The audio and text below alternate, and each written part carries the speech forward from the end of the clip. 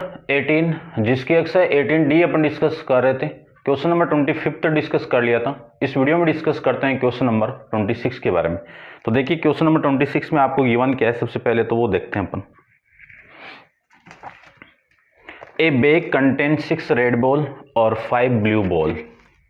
एक बैग आपको गिवन है, ये फर्स्ट बैग है जिसमें 6 तो आपकी रेड बॉल है और 5 ब्लू बॉल है, ठीक है।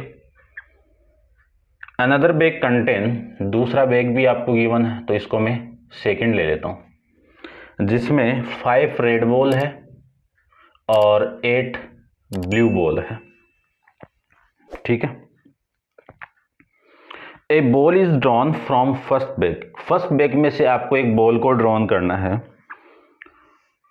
Without the notice colour it put in the second bag, है ना। यानी एक बैग से सेकंड बैग यानी फर्स्ट बैग में से सेकंड बैग के अंदर आपको ट्रांसफर करना है। तो 2 इवेंट हो गए आपके, ठीक है। देखो E1 इवेंट कौन सा मिला, इस बैग में से इसमें ट्रांसफर करना है, बैग फर्स्ट टू सेकंड में ट्रांसफर करना है। कितने कलर की बॉल है, रेड और ब्लू है। तो सबसे पहले तो आप रेड बॉल को ट्रांसफर कर दो। रेड बॉल इज ट्रांसफर्ड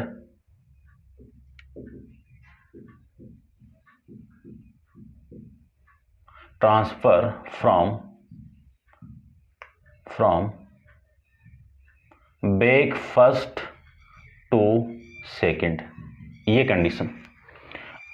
अब दूसरी बॉल कौन सी ट्रांसफर हो सकती है, इसमें 2 ही कलर की बॉल है, या तो रेड ट्रांसफर हो सकती है या फिर ब्लू हो सकती है।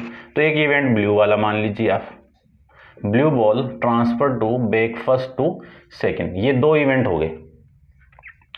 अब ये दोनों इवेंट हुए, तब देखो इसकी मैं कंडीशन, इसका ट्री डायग्राम बना रहा हूं, समझना इसको। अभी तक कॉमन इवेंट नहीं है, पहले ये दो कंडीशन आई ना, उसके अकॉर्डिंग अपन फाइंड आउट कर रहे हैं अभी तक।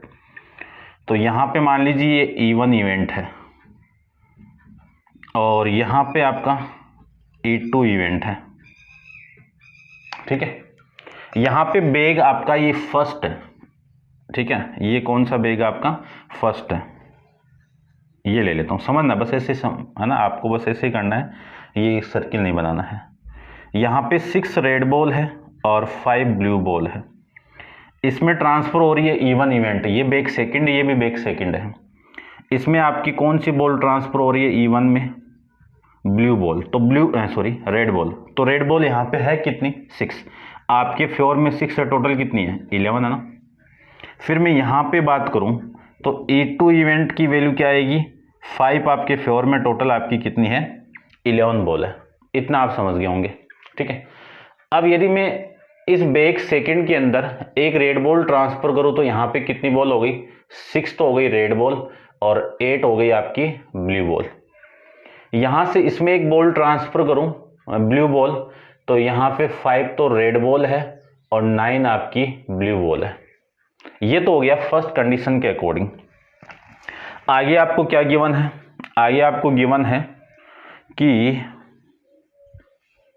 कहाँ गया, हाँ ये रहा, a ball is then drawn from the second ball. अब यहां से एक बॉल को ड्रॉन करनी है और ये दोनों बैग यहां से भी ड्रॉन कर सकते हैं, यहां से जब आपने रेड बॉल को ट्रांसफर की तब ड्रॉन कर सकते हो, या फिर ब्लू बॉल को ट्रांसफर की तब भी आप बॉल को ड्रॉन कर सकते हो। तो ये तो हो गई बैग सेकेंड की कंडीशन।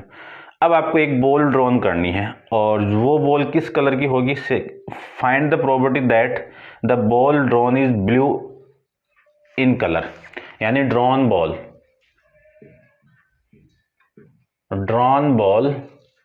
इज ब्लू कलर की आनी चाहिए वो, ठीक है। अब देखो ध्यान से समझना, अब मैं यहां से लाइन को कनेक्ट कर रहा हूं कि आपने E1 इवेंट को तो चूज कर लिया और यहां से आपको एक ब्लू बॉल को निकालनी है। तो ब्लू बॉल की, ये इवेंट है ना कॉमन, ब्लू बॉल कितनी यहाँ पे 8 है, तो 8 अपॉन में टोटल कितनी 14। अब मैं इसकी बात करूं, आपने कौन सा इवेंट चूज किया है E2, यहां से आपको ब्लू बॉल निकालनी है, तो आपके फ्योर में ब्लू बॉल कितनी है 9, टोटल कितनी है आपकी 14। आपको इस इवेंट की प्रोबेबिलिटी फाइंड आउट करनी है, यानी P of A find out करना है। तो p of A find out करने के लिए इसका इसके साथ मल्टीप्लाई, है ना, बेस थ्योरम के अकॉर्डिंग अपन पहले भी क्वेश्चन किए में है, ए अपॉन में E1 और ये आ जाएगा आपका plus P of E2 into में पी ऑफ ए अपॉन में E2।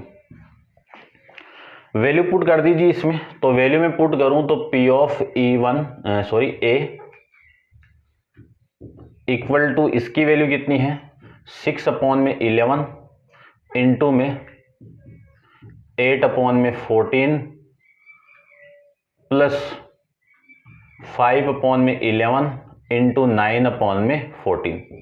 इन दोनों का आप मल्टीप्लाई करोगे तो ये 48 अपॉन में 4, 5 और 1, ठीक है ना, 11 के साथ मल्टीप्लाई कर दो और ये वाली वैल्यू कितनी 45, ये भी 154। यहाँ से वैल्यू कितनी आ गई आपकी 93 अपॉन में 154। ये सेकंड बॉल जो ड्रॉन कर रहे हो उसके ब्लू होने की प्रोबेबिलिटी आ गई अपने पास में। ये आपका क्वेश्चन नंबर कौन सा हो गया 26 हो गया।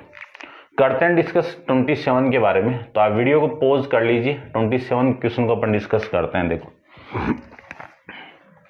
27 के अंदर बॉक्स ए दिया हुआ है, तो एक बॉक्स तो ये ले लेता हूं मैं ए, और ए बॉक्स आपको बी दिया हुआ है, ठीक है। 6 red 3 red ball and 2 black ball. B के अंदर box B contain the 2 red ball और 3 ब्लैक बॉल, ठीक है। A ball is drawn from the bag first and without notice colour is put in the second bag. सबसे पहले आपको क्या करना है, यहां से एक बॉल को ट्रांसफर करनी है। तो बॉल कितनी है यहाँ पे रेड और ब्लैक को, रेड और ब्लैक, या तो रेड बॉल ट्रांसफर हो सकती है या फिर ब्लैक बॉल ट्रांसफर हो सकती है। देखो सबसे पहले मैं यहां पे इसे लिखूं, एक इवेंट लेता हूं मैं E1 इवेंट, यहां पे रेड बॉल को ट्रांसफर कर दीजिए, रेड बॉल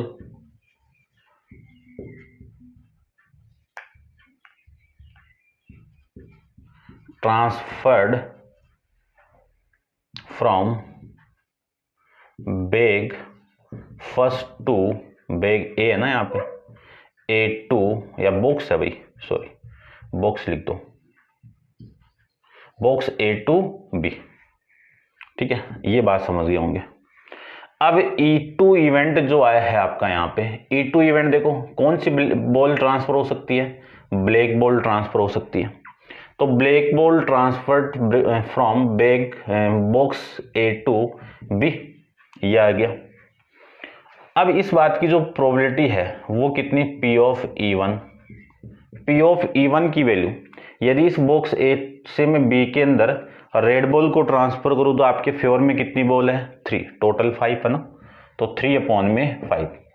यदि मैं ब्लैक बॉल को A2 B में ट्रांसफर करूं तो आपके फेवर में 2 बॉल है, तो 2 टोटल कितनी 5। ये तो हो गया इसका केस। ये तो फर्स्ट कंडीशन आ गई। इस फर्स्ट कंडीशन के अकॉर्डिंग मैं ट्री डायग्राम बना रहा हूं, देखना।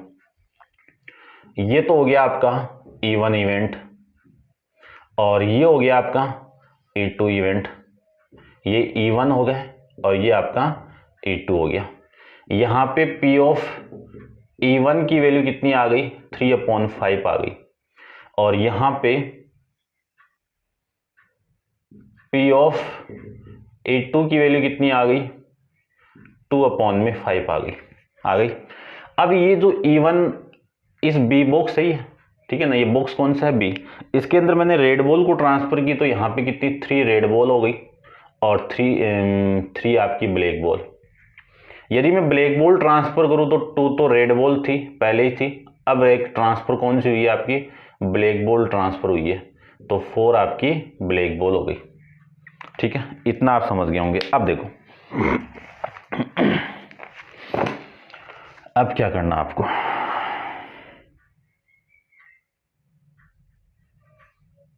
Then 1 ball is drawn at the random from box b, यानी बॉक्स बी में से एक बॉल को वापस ड्रॉन करनी है। यहां से ये बी है, बॉक्स बी है, ठीक है ना।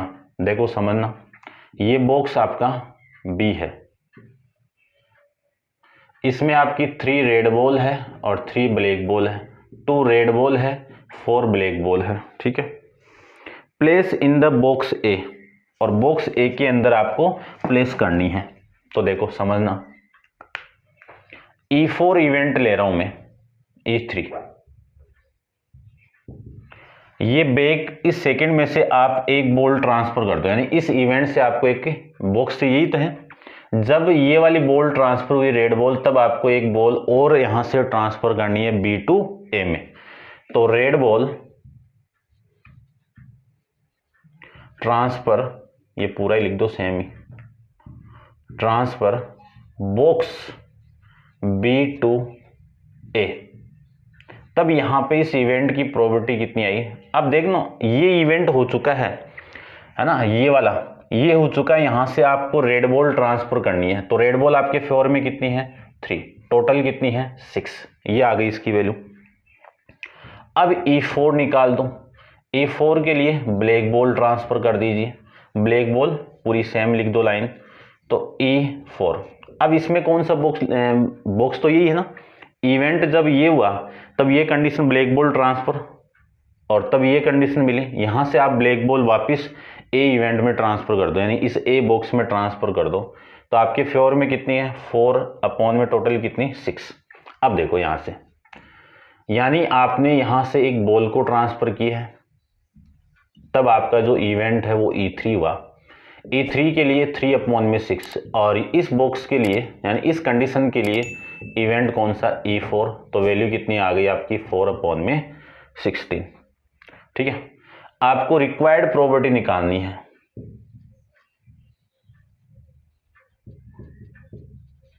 अब रिक्वायर्ड प्रोबेबिलिटी किस किस निकालनी है वो देखो, find the probability that the composition of the ball in the 2 box remain the unaltered. ठीक है ना, यानी आपको कंपोजिशन द बॉक्स 2 बॉक्स, ऐसे आपको कंडीशन ये दी हुई है, इस कंडीशन के अकॉर्डिंग आपको इन बॉक्स के अंदर ट्रांसफर कर रहे हैं अपन, और आपको इसकी प्रोबेबिलिटी चाहिए। तो क्या करना है, इन दोनों का मल्टीप्लाई, क्या आएगा P of E1 into P of E3 plus इन दोनों का multiply P of E2 into P of E4। इसकी वैल्यू 3 अपॉन में 5 इंटू 3 अपॉन में 6 प्लस 2 अपॉन में 5 इंटू 4 अपॉन में 6, 9 अपॉन में 30 प्लस 8 अपॉन में 30। एलसीएम लेके आप सोल्व करोगे तो वैल्यू आ गई 17 अपॉन में 30, ये आपका आंसर आ जाएगा भाई। ठीक है, ये क्वेश्चन नंबर आपका 27। तो उम्मीद करता हूं आप समझ गए होंगे। नेक्स्ट देखते हैं क्वेश्चन नंबर अपन 28 को, लास्ट इस चैप्टर का 28 question.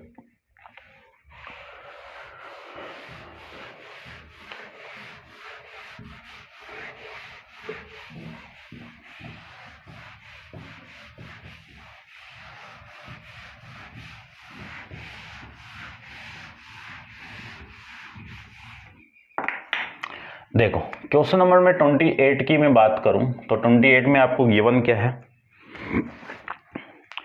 3 person ABC have probability of 2 upon में 5, 3 अपॉन में 5, 2 अपॉन में 5 and 3/4 respectively of the hitting a target with a rifle shot. देखो एक इवेंट है ए, एक पर्सन है ए, और वो एक टारगेट को हिट कर रहा है। ठीक है, तो ए पर्सन है तो ए इवेंट मान लेता हूं। ठीक है, ए इज हिटिंग द टारगेट, इस बात की जो प्रोबेबिलिटी है वो कितनी गिवन आपको 3/5। फिर एक बी पर्सन है, वो हिट कर रहा है आपका टारगेट को, तब उस बात की प्रोबेबिलिटी कितनी है P ऑफ बी, और P ऑफ बी की वैल्यू कितनी है 2/5। ठीक है, सी के लिए, सी जब हिट कर रहा है तब इसकी प्रोबेबिलिटी कितनी है P of c equal to 3/4। इतनी बात तो समझ गए होंगे आप। फिर बोल दिया calculate the probability of there being exactly 2 hit of each a b c, यानी ए बी सी के अंदर एग्जैक्टली 2% उस टारगेट को हिट कर रहे हैं, उस बात की आपको प्रोबेबिलिटी फाइंड आउट करनी है। तो मैं यहां पे लिख देता हूं एग्जैक्टली 2 हिटिंग 2%, ऐसे लिख देता हूं 2% आर हिटिंग। ये आपकी वैल्यू निकालनी है यहाँ पे। तो इसका मीनिंग क्या है, देखो 3% में से 2% आपके हिट होने यानी हिट करने चाहिए। तो इसकी प्रोबेबिलिटी क्या होगी, यदि ए और बी ने हिट कर दिया तो सी से हिट नहीं होगा, या फिर मैं लिख सकता हूं ए ने हिट कर दिया, बी से नहीं हुआ और सी ने हिट कर दिया, 2% लेने हैं। फिर पी ऑफ ए से हिट नहीं हुआ, बी और सी से हिट हो गया। तो ये 3 पॉसिबल कंडीशन यहाँ पे मिलेगी, तीनों को आप ऐड कर दोगे ना तो ये वाली प्रोबेबिलिटी आ जाएगी। तो मैं देखो वैल्यू पुट कर रहा हूँ। सबसे पहले तो नॉट हिटिंग की वैल्यू निकाल दो यहाँ से, p of a dash equal to 2/5, यहाँ से p of b dash equal to 3/5 और यहाँ से p of c dash equal to 1/4। A की वैल्यू कितनी है, ए की वैल्यू है 3/5, बी की वैल्यू कितनी है 2/5 और सी डेस की वैल्यू कितनी है 1/4। ए की वैल्यू 3/5, बी डेस की वैल्यू 3/5 और सी की वैल्यू 3/4 प्लस ए डेस की वैल्यू 2/5, बी की वैल्यू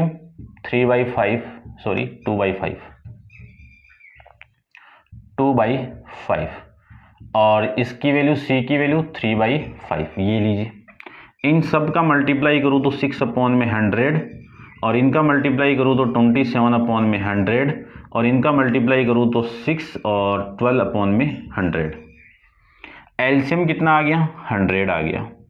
ये 6 प्लस में 27 प्लस 12 इक्वल टू कितनी वैल्यू आ गई, देखो 6 या फिर ऐड कर दो 27, 29 और 39, 6, 45, ये आपकी वैल्यू आ जाएगी। 5 से आप इसको डिवाइड करो तो ये 9/20, ये आपका इसका आंसर आ जाएगा। आगे एक कंडीशन और दी हुई है, वो कंडीशन देखो, A, B and C decide to participate in a content in which each fire once, यानी A और B डिसाइड करते हैं एक कंटेंट के अंदर पार्टिसिपेट करने के लिए, विच इज फायर वंस, यानी एक पर्सन को एक बार ही फायर करना है, and the first to be hit the target receive a prize 94, जो फर्स्ट बार रिसीव यानी फर्स्ट हिट कर देगा ना उसको कितना प्राइज मिल रहा है 94 मिल रहा है। If they agree to fire in the order a b c, यानी किस ऑर्डर में फायर करना है, ए बी सी के फॉर्म में फायर करना है। Calculate how much of the 94 prize money is should be contribute so that his the game is fair. ठीक है ना, आपका गेम तो फेयर है, 94 रुपीज़ उनमें अपन कैसे कंट्रीब्यूट करेंगे वो आपको फाइंड आउट करना है। तो सबसे पहले मैं प्रोबेबिलिटी फाइंड आउट कर रहा हूं ए की। जब ए गेम कर रहा है और ए गेम करेगा तो हिट करेगा उसको टारगेट को, तो probability of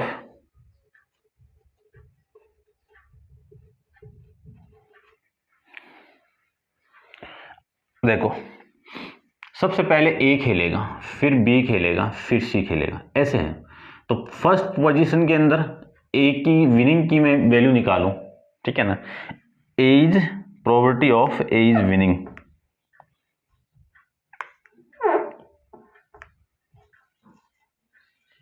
A is winning, इसकी मैं बात करूं, ये सक्सेस है आपका, इसकी मैं बात करूं तो ये आपका जीत रहा है, उस बात की प्रोबेबिलिटी कितनी है, टारगेट को हिट कर दिया तो 3/4, 3/5, ये तो हो गई इसकी वैल्यू। अब उसके बाद में मैं बात करूं probability of B is winning, यदि बी जीतेगा तो इस बात की प्रोबेबिलिटी, तो ये ए तो जीता ही नहीं ना, अब बी को जिताओ, तो इस कंडीशन के अंदर या फिर आप ऐसे लिख लीजिए, ये तो पी ऑफ ए हो गया, इसकी वैल्यू कितनी आ गई 3/5। अब इस कंडीशन के अंदर ए तो नहीं जीता और बी को जिता दो, ठीक है ना, अल्टरनेट आपको हिट यानी ए बी सी खेलेंगे ना, तो ये नहीं जीता तो फिर इसको जिताओ, तो इसके नहीं विनिंग की प्राइस यानी इसने हिट नहीं किया इस बात की प्रोबेबिलिटी 2/5 इंटू, और बी ने हिट कर दिया उस बात की प्रोबेबिलिटी 2/5, वैल्यू कितनी आ गई 4/25। अब देखो सी के लिए फाइंड आउट करो इसकी पी, तो कंटिन्यू करो, इसने हिट नहीं किया तो ये हिटिंग करेगा, ठीक है ना, इससे हिट नहीं हुआ और इसने हिट कर दिया, तो पी डैश बी डैश और सी, पी डैश की वैल्यू कितनी है, ए डैश की वैल्यू कितनी है 2/5, बी डैश की वैल्यू कितनी है 3/5 और सी की वैल्यू कितनी है 3/4। यहां से वैल्यू देखो कितनी आ रही है, 9 9 दूनी 18, 18/100 ये वैल्यू आ रही है, और इसी को मैं लिख सकता हूं 9/50, 9/50। अब 94 रुपीज को कंट्रीब्यूट करना है आपको, तो 94 को मैं कंट्रीब्यूट करूं तो इनका सबका रेशियो निकाल दीजिए, जब ए विन कर रहा है उसका निकाल दो, और बी विन कर रहा है उसका निकाल दो, और सी विन कर रहा है उसका निकाल दो। ए विनिंग की वैल्यू कितनी है 3/5, रेशियो 4/25, रेशियो ये वैल्यू आ जाएगी आपकी 9/50। इसका और इसका एलसीएम कितना 50, 50 से मल्टीप्लाई कर दो, इसको मैं 50 से मल्टीप्लाई करूं तो कितना आएगा 10 यानी 30, रेशियो इसको मैं 50 से मल्टीप्लाई करूं 8, रेशियो इसकी वैल्यू कितनी आ गई, इसको मैं मल्टीप्लाई करूं तो ये वैल्यू आ गई आपकी 9। ये इन तीनों का रेशियो मिल गया आपको, तो टोटल वैल्यू कितनी हो गई, टोटल कितना 30 + 8 + 9 = 47, ठीक है। अब आपको निकालना है, देखो क्या, how much 94 prize money is should be contribute to, तो ए कॉन्ट्रीब्यूशन लिख दो,